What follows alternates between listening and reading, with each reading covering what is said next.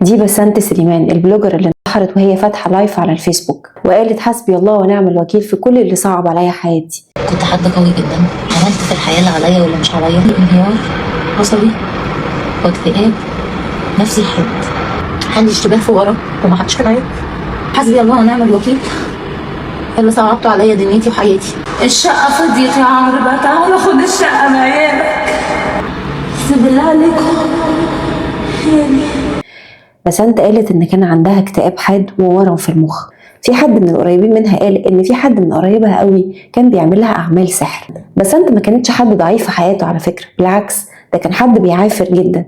في ناس كتيره قوي من اللي يعرفوها قالوا ان هي كانت ست ب100 راجل، بس كانت واقعه في ايد مرض احنا للاسف مش بنعترف بوجوده، وهو الاكتئاب الحاد واللي ممكن يخلي بني ادم يضعف وما يكونش في وعيه وعينه ما تشوفش غير الحل ده، وده بيكون بسبب ناس مريضة دمروك نفسيا.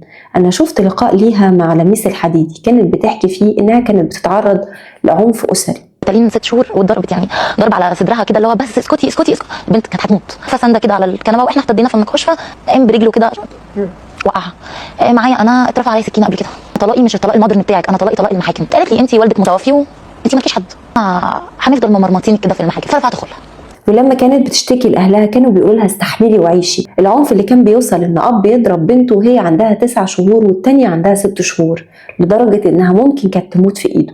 ولما انفصلت سود عليها حياتها، ولما كان معاها حكم بالتمكين معرفتش تنفذه. فحسبي الله ونعم الوكيل في كل بني آدم بيظلم حد أو بيعمل له سحر، أو في أي راجل بيهين مراته ظنا منه إن هي هتخاف تتطلق. ويا جماعة أرجوكوا لو شفتوا بناتكم بيقولوا إن هو استحالة العيشة ومش قادرين يستحملوا، ما تضغطوش عليهم. إحنا بني آدمين مش حجر هتنهار. أنا أعرف واحدة ست عمرها من عمر أمي، كانت مصلية وصائمة وبتقرأ قرآن، بس جالها اكتئاب حاد بسبب قسوة جوزها اللي كانت مستحملاها العمر كله.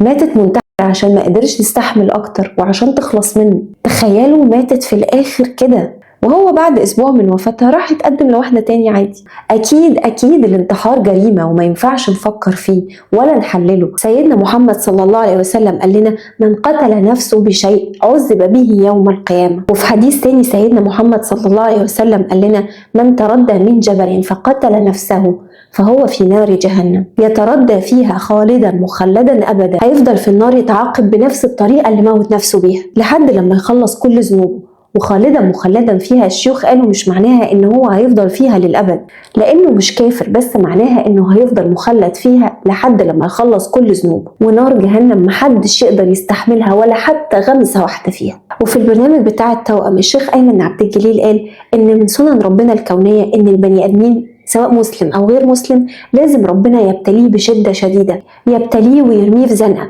ويخليه يشوف إن كل الأبواب بتاعة الدنيا متقفلة قدامه، علشان في الآخر ما يشوفش غير طريق واحد وهو إنه يلجأ لربنا. عشان ربنا بيبقى أصلا بيعمل كده علشان نلجأ له ونرجع له، ولما يرجع لربنا ربنا يساعده. مفيش زنقة بتدوم.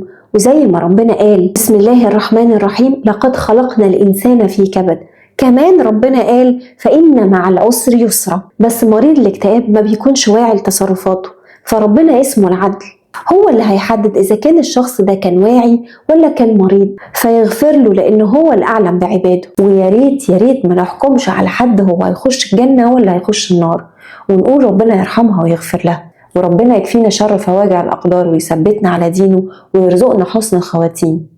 وبس كده.